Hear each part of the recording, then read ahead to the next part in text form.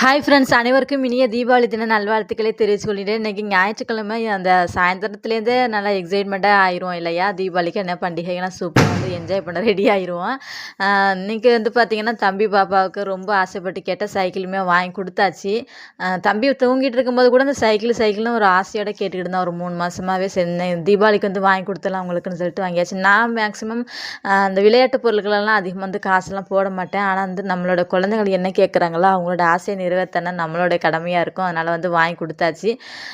சின்ன குழந்தைங்களாம் இருந்தாங்கன்னா வெடி வெடிக்கிறதா சேஃப்டியாக பார்த்து கொண்டாடுங்க.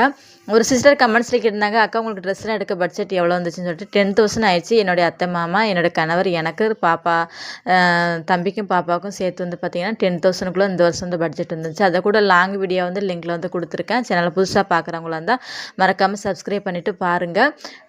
எல்லாரும் வீட்லேயுமே பலகாரம் சுட்டுக்கிட்டு இருப்போம். ரொம்ப பிஸியாக இருப்போம். பிஸியான ஷெட்யூல்லையும் ஒரு ஷார்ட்ஸை ஒன்று போட்டு விட்டாச்சு. மறுபடியும் மீண்டும் சொல்லிக்கிறேன். அனைவருக்குமே இனிய தீபாவளி தின நல்வாழ்த்துக்கள். நன்றி, வணக்கம். நாளைக்கு விலாகில் பார்க்கலாம்.